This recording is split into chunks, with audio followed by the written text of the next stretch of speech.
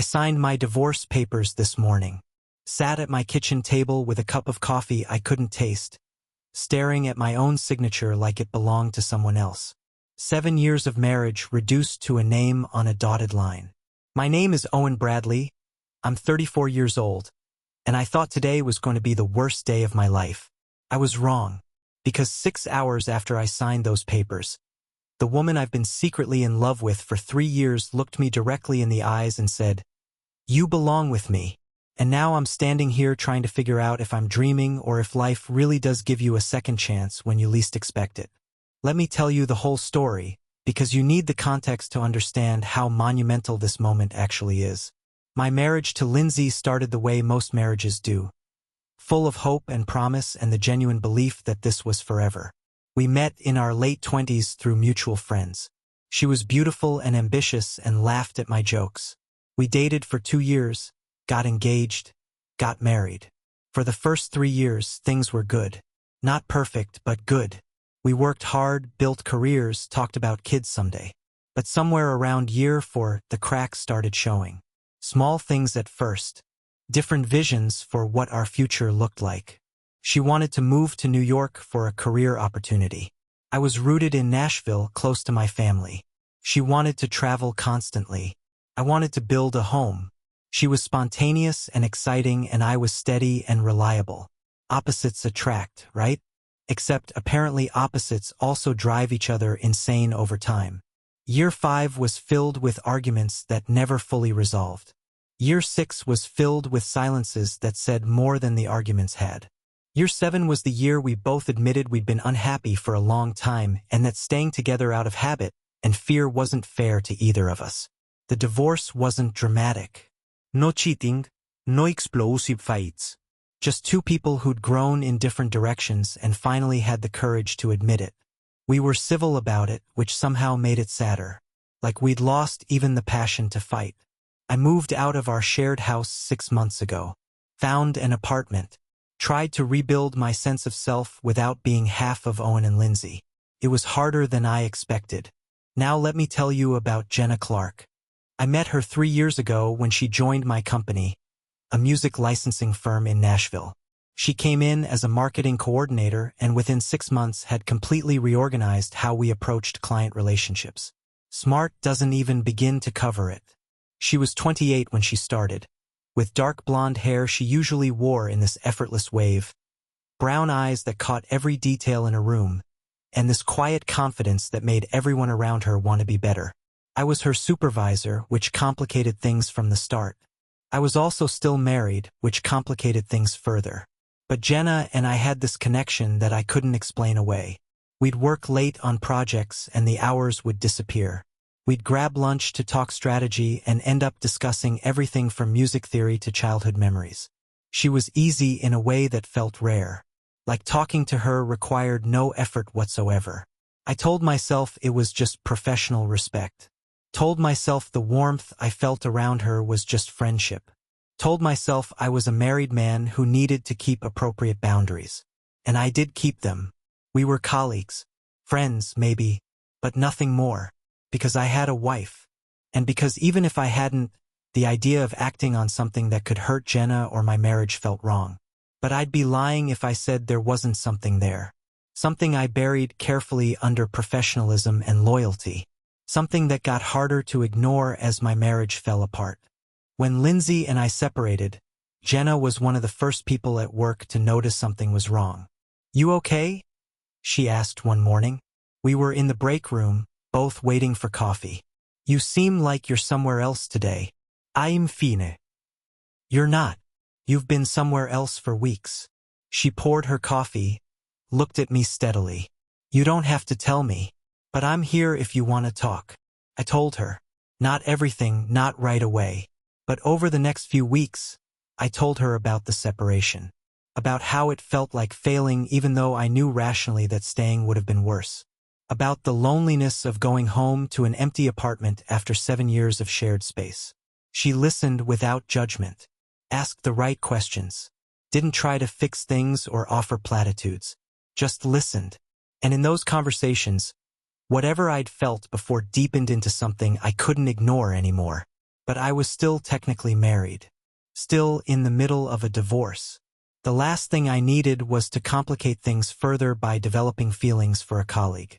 So I kept it buried. Kept it professional.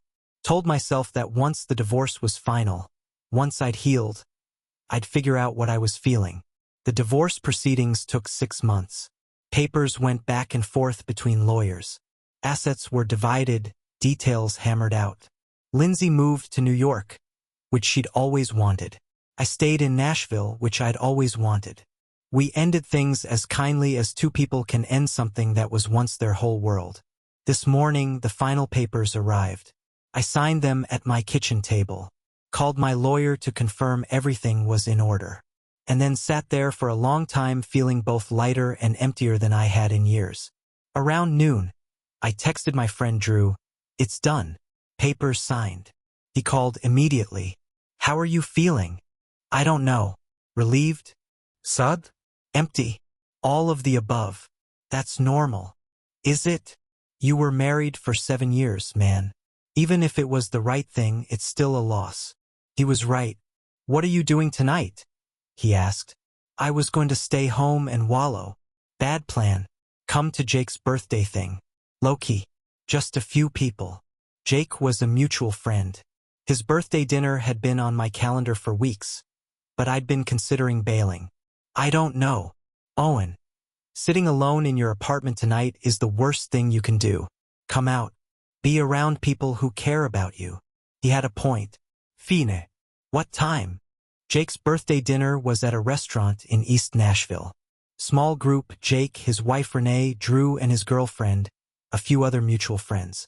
I arrived a few minutes late, still feeling like I was moving through fog. Everyone was warm and welcoming, careful not to bring up the divorce unless I did. Good friends. I was on my second beer, starting to feel slightly more human, when someone walked in who made my heart stop. Jenna. She was there because Jake's wife Renee had become friends with her at some event months ago. I knew this intellectually but had somehow forgotten she'd be here. She walked in wearing a simple black dress, hair down, and my entire nervous system went haywire. She spotted me and her face did something complicated. Surprise, warmth, and something else I couldn't quite name. "Owen, I didn't know you'd be here." "Jake's a friend." "I didn't know you'd be here either. Renee invited me a few weeks ago." She hugged me, brief, warm. "How are you?" Today was a day. She pulled back and looked at me searchingly. "The papers." "Yeah. And I'm here instead of sitting alone in my apartment. So I'd call that a win." She smiled. "Good call. Come sit." We ended up next to each other at the dinner table. The conversation was easy, the way it always was between us. But tonight felt different. Maybe because the last tie keeping me in the hands-off category had been officially severed this morning. Maybe because I'd had a few beers on an emotionally depleted day. Maybe because Jenna was looking at me in a way that made it hard to pretend I didn't feel what I felt. At one point, the table conversation got loud and fragmented. Jenna leaned close to me. "Are you really okay?" "I will be." Today was harder than I expected, even knowing it was right. Grief is grief, even when you're grieving something that needed to end. That's very wise. "I have my moments." She smiled. "For what it's worth, you seem lighter. Even on a hard day, like something that was pressing down on you is gone." She was right. Even through the sadness, there was relief. Room to breathe. "Can I tell you something?" I said. "Of course. I've been doing a lot of thinking these past 6 months. About who I am, what I want, what went wrong.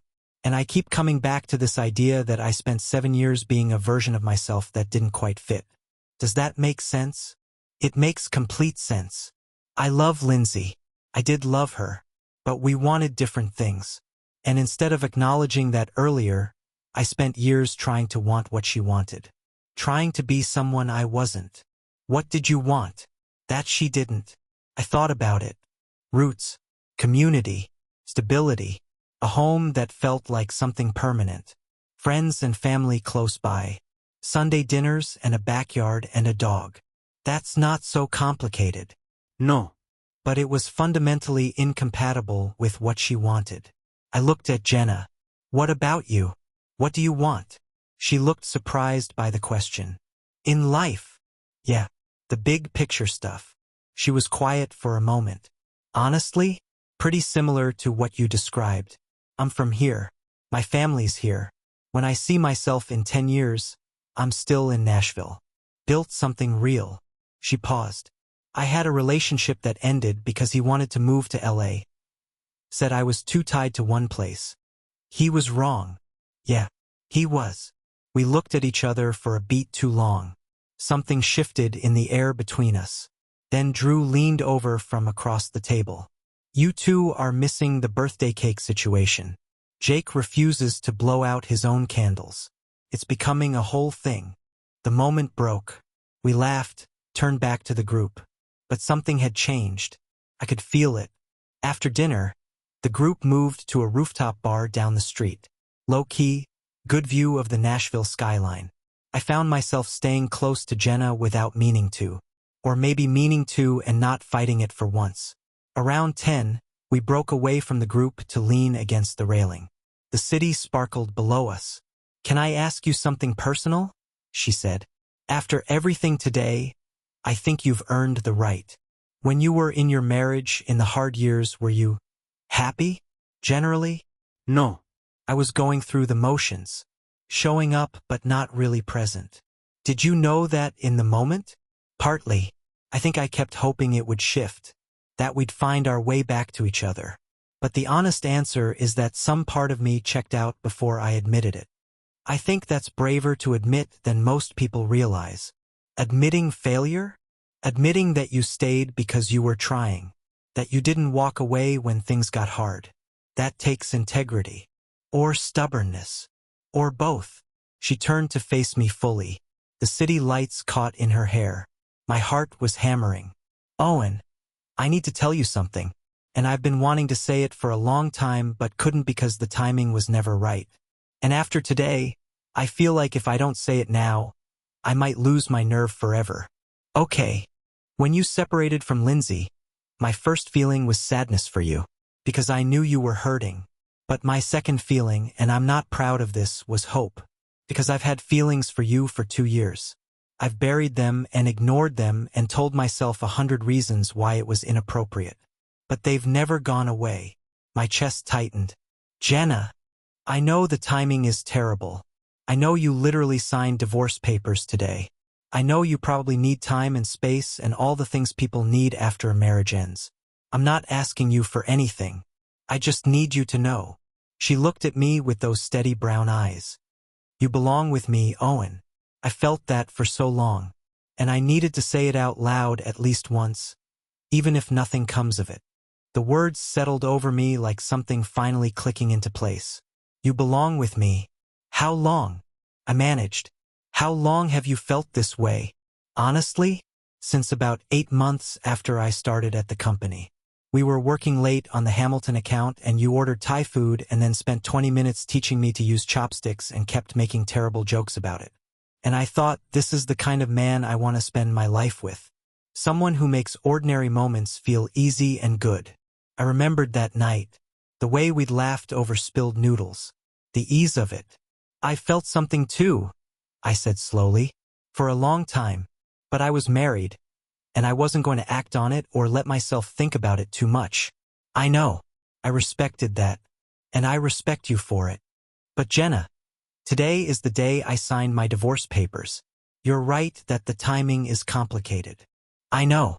I'm not asking you to declare anything tonight. I just needed you to know the truth. I do know the truth. And my truth is that I've been falling in love with you for 2 years while telling myself I wasn't. That every time we worked together or grabbed lunch or talked through a problem, you were the best part of my day. That when my marriage was falling apart, you were the person I most wanted to talk to. She was quiet, waiting. I'm not ready to jump into something tonight. Do that. Her smile was slow and beautiful. Yes, we can absolutely do that. Good. I reached over and took her hand. Just held it there at the railing above the city. We stayed like that for a long time, not saying anything. just existing in the relief of finally being honest. The next few weeks were strange. I was navigating the aftermath of my divorce while simultaneously trying not to rush headlong into something new just because it felt right. I started therapy.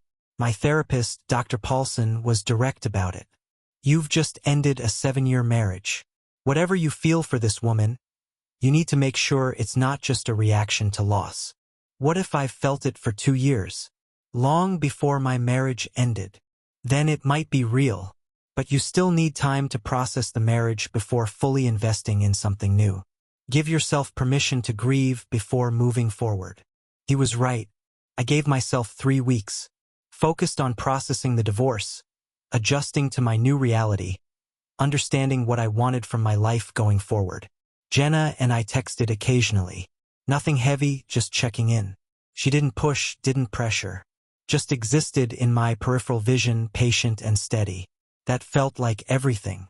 3 weeks after the divorce, I texted her, "I'd really like to take you to dinner. Are you free Friday?" She responded in about 45 seconds. I've been waiting for this text. Yes, I'm free Friday. Friday came. I was nervous in a way I hadn't been since I was a teenager. Got dressed, changed twice, told myself to stop being ridiculous. I picked her up at her apartment. She opened the door and I lost my train of thought completely. She was wearing a green dress that made her eyes look incredible, her hair down, and she was smiling at me like I was the answer to a question she'd been asking for years. "Hi," she said. I handed her the flowers I'd bought, which I'd spent 20 minutes debating in the grocery store. "These are beautiful. You didn't have to. I wanted to. You look amazing. You clean up pretty well yourself." We went to this restaurant she'd mentioned once in passing. A farm-to-table place with a great wine list and low lighting and the kind of ambience that made you want to stay for hours. We started slow. Talked about work, about our weeks. Safe, familiar ground. But the conversation deepened quickly. She told me about her family, her parents' 30-year marriage, 2 younger sisters. How she'd grown up watching her parents build something together, and that's what she'd always wanted. But I'm almost 31, and I've spent my 20s either in wrong relationships or being too focused on work to invest properly in the right ones. Same. I invested properly in the wrong one. "Owen, can I ask you something? You're going to whether I say yes or not." She laughed. "Fair. How do you feel? Now that you've had some time?" "Like myself again. Like I've been playing a role that didn't fit and finally took it off." "Good." She held my gaze. "And us? How do you feel about this?" "Terrified. Excited.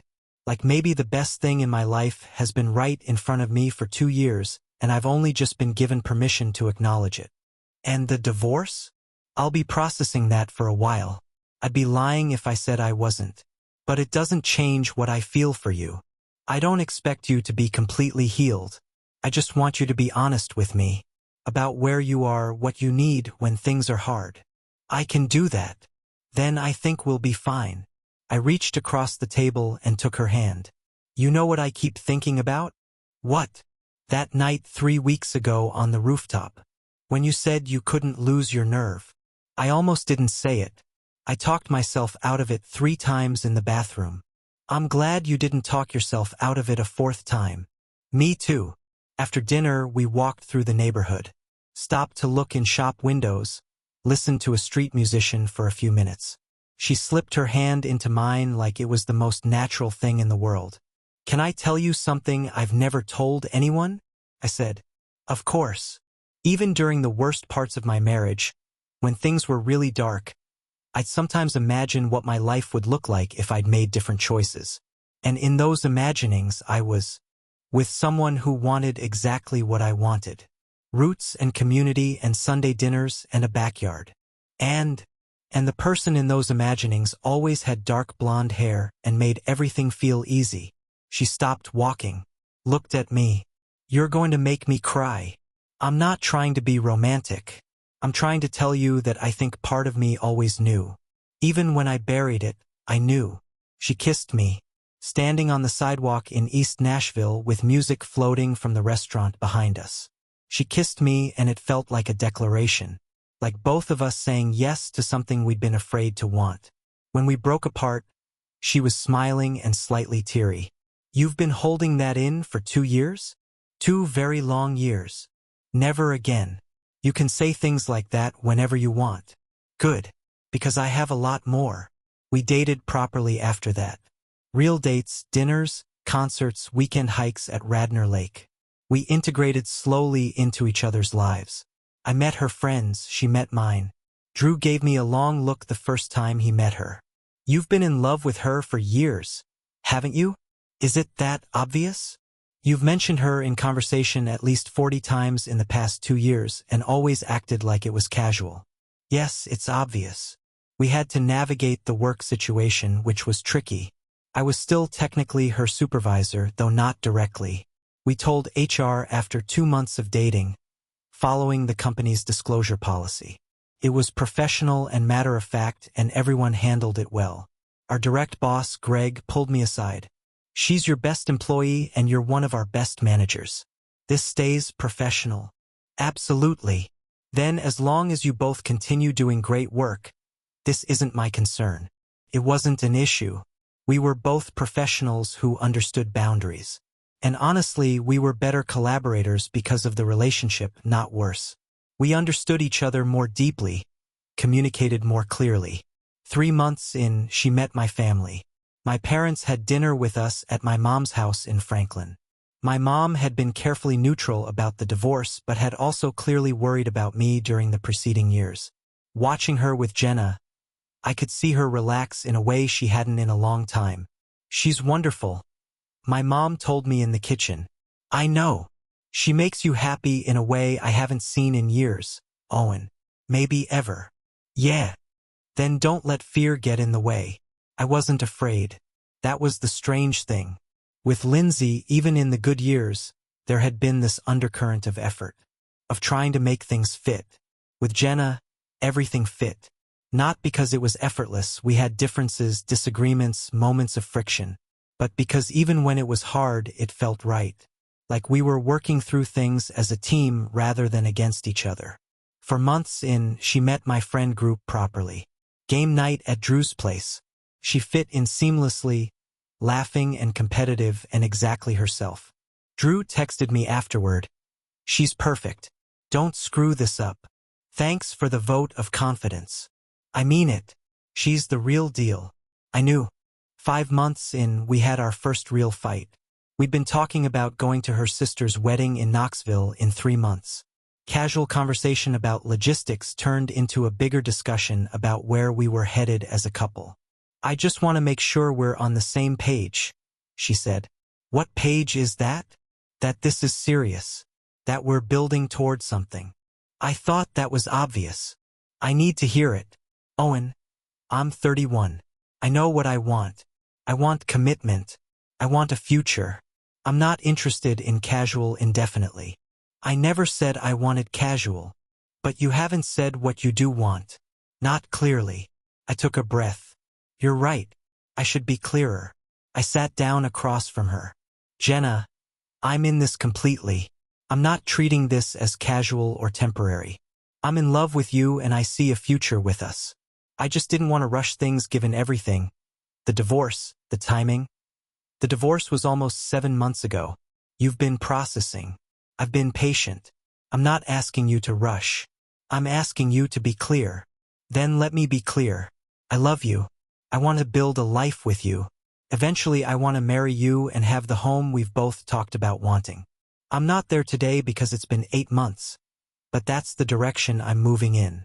She exhaled. That's all I needed to hear. I should have said it sooner without you having to ask.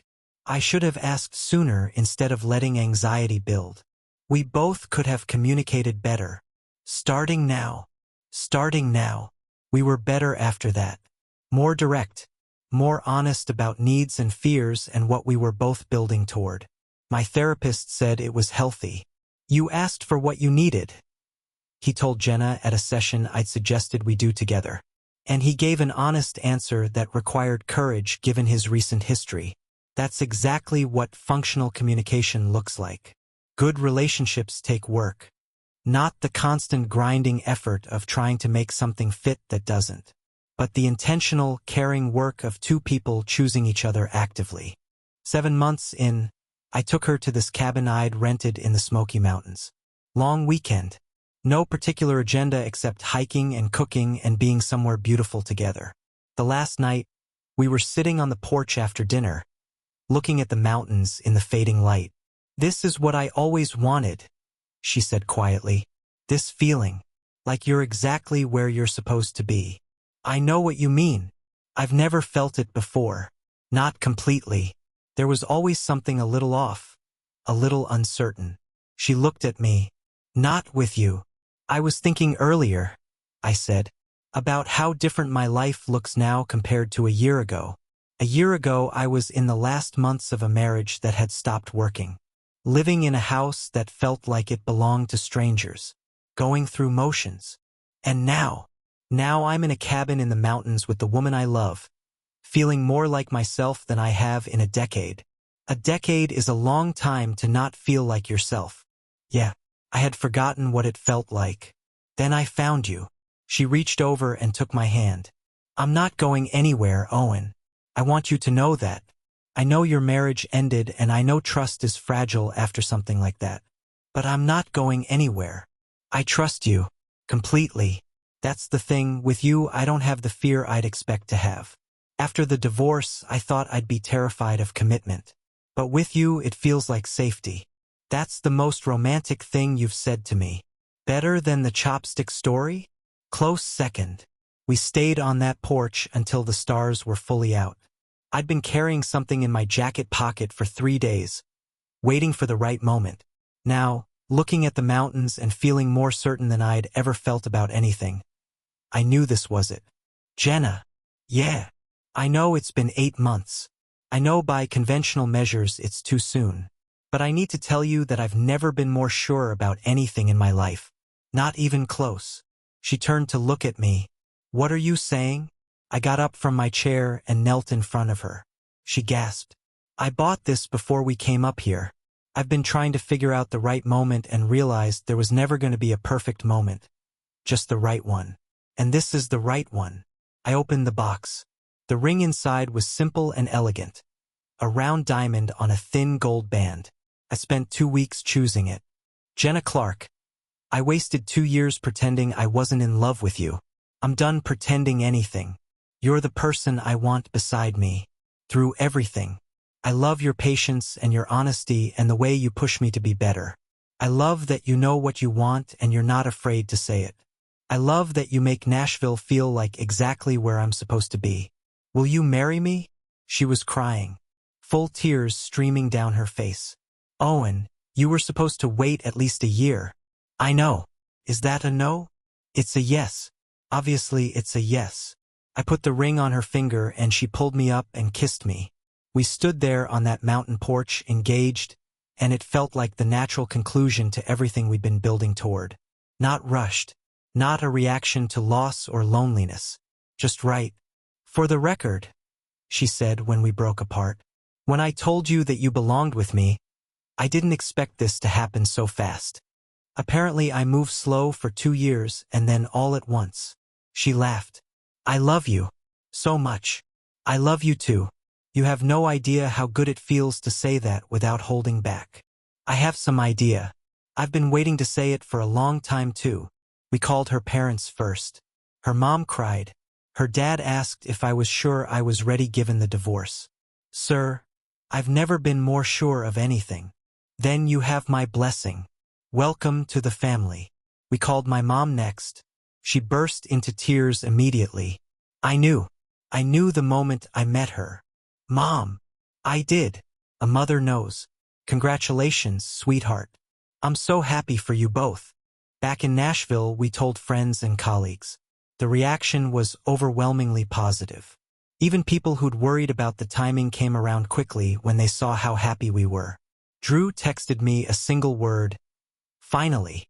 Emma, who'd been Jenna's friend at Jake's birthday dinner, texted Jenna, "I called this 8 months ago. Work handled it well. Our disclosure was updated. Greg congratulated us professionally. Our colleagues were mostly happy for us. There were a few raised eyebrows about the timeline. Divorce finalized, engaged to someone new within 8 months. But most people understood that these things aren't simple linear progressions. My therapist was thoughtful about it. You're sure this isn't avoidance? Moving into a new relationship to avoid processing the old one. I've been in therapy since the divorce. Ive processed. I know the difference between running away and moving toward something. What's the difference, in your experience? Running away feels like escape. Moving toward something feels like direction. This is the most directional I've felt in years. Then I think you're ready. Jenna and I planned our wedding together, which was its own adventure. She had strong opinions about flowers. I had strong opinions about the venue. We compromised on everything, which felt like good practice for marriage. We set the date for 14 months away, a June wedding in Nashville. Small, intimate, surrounded by the people who mattered most. During those 14 months of engagement, we continued building our life. She started talking about wanting to eventually start her own marketing consultancy. I started seriously planning the construction of my own company.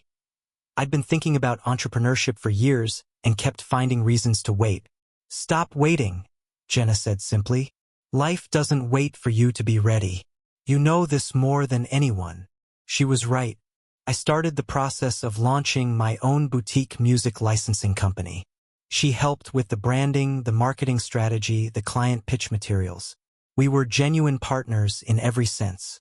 Her consultancy planning and my company launch ran parallel, feeding off each other's energy. 6 months before the wedding, I found the house. It was in a neighborhood in East Nashville I'd always loved.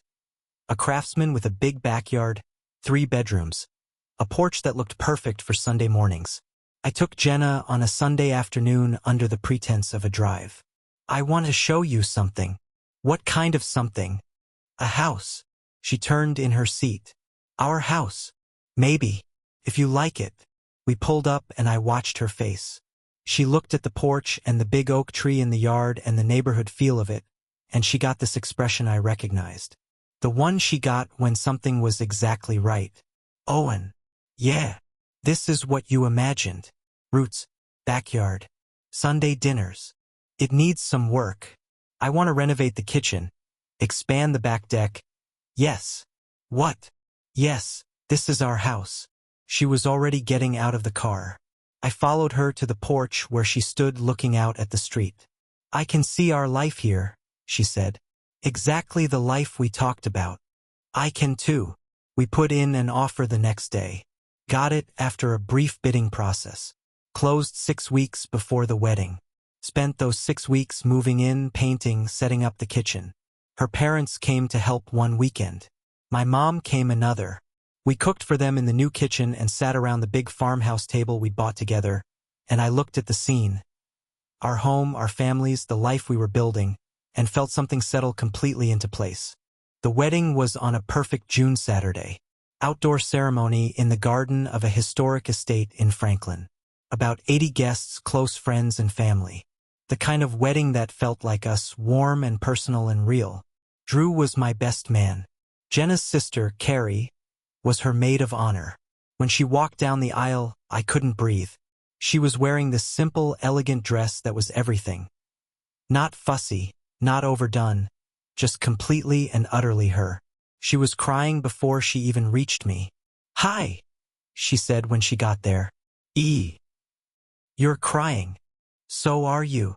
We're a mess. A perfect mess. The officiant, our friend Pete, talked about love that builds over time. About choosing someone not in a single grand moment but in thousands of small ones. About how the best relationships aren't the ones that begin perfectly but the ones that endure honestly. I'd written my vows over 3 weeks. Changed them a dozen times. Jenna. A year ago I signed my divorce papers and thought it was the worst day of my life. Then you looked at me that night and said I belonged with you. And everything changed. Not because those words fixed anything, but because they gave me permission to see what had been true for years, that you are the person I was supposed to find.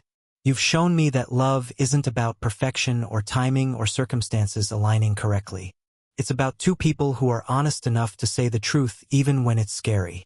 You were honest with me when it would have been easier to stay quiet. I promised to spend the rest of my life being that honest with you. I promised to choose you every day, to build with you, to stay rooted beside you in the place we both love. I promised to be worthy of the love you offered me when I needed it most. She was fully crying. Her vows were equally beautiful. Owen, I told you that you belonged with me because I believed it. I still believe it with everything I have. You've shown me what it looks like when someone is fully present. Not going through motions, not half somewhere else, but actually here, with me. I promise to be here with you. Fully, completely, honestly here. For Sunday mornings on our porch and hard conversations and ordinary days that become extraordinary because we're in them together. I love you more than I knew I could love someone. And I can't wait to spend forever proving it. Pete declared us husband and wife.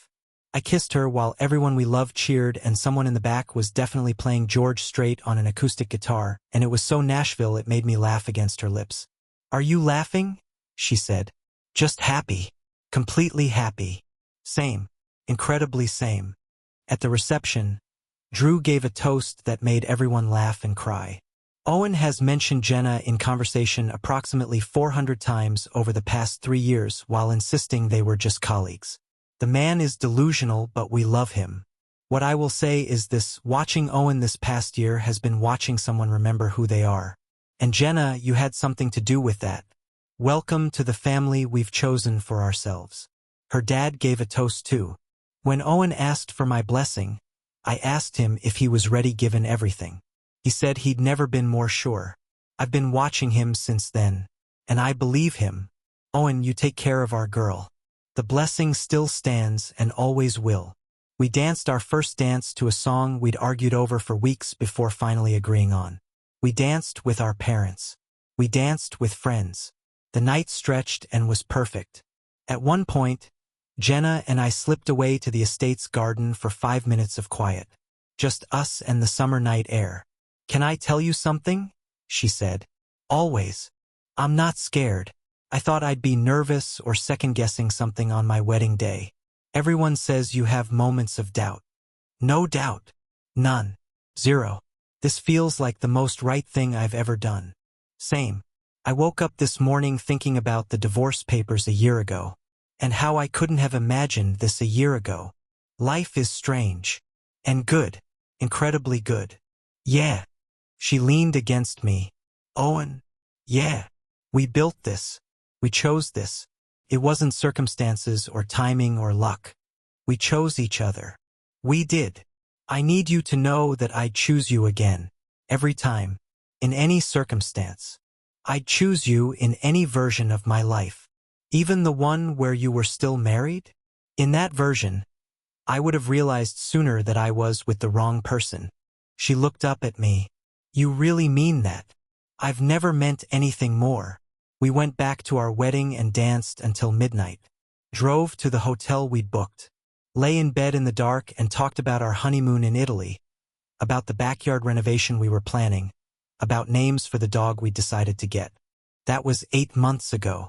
We've been married 8 months. The house is everything we imagined. The backyard renovation is done.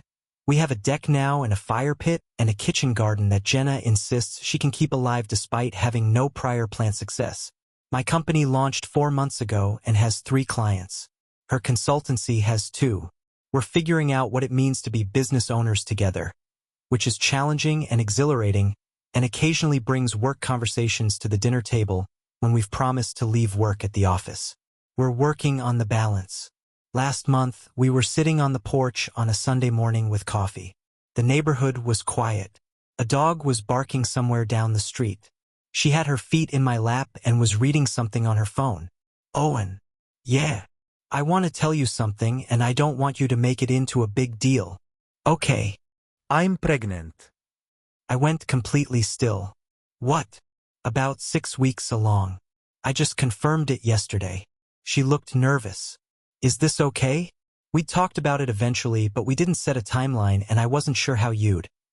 I leaned over and kissed her, so suddenly she nearly dropped her phone. Hey, you're pregnant. That's what I just said.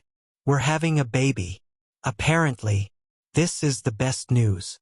I pulled her into my arms on that porch on that Sunday morning in the home we built together and held her and thought about how unrecognizable my life looked compared to 14 months ago. How completely and utterly right it felt. "Is this too fast?" she asked. "Our whole relationship has moved at its own pace. Why start conforming to timelines now?" She laughed. "We're going to be parents. We're going to be incredible parents." "How do you know?" "Because you make me want to be the best version of myself. And that's what good parents do for each other." She was quiet for a minute. "Cole? Yeah. Thank you for that night on the rooftop. For letting me say what I needed to say. Thank you for having the nerve to say it. I was going to take that to my grave. And for that night you signed the papers. For going out instead of staying home and wallowing." Drew made a compelling argument.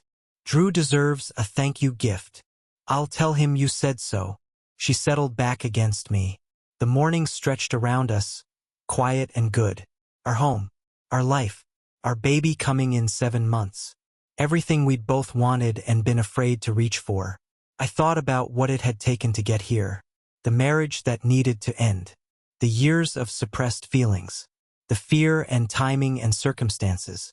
The moment on a rooftop when she said something brave and I finally heard it. None of it had been clean or easy or ideal. But all of it had led here. To this porch. This woman. This life. "You belong with me," she'd said. And she was right. I always had. It just took me a while to get home.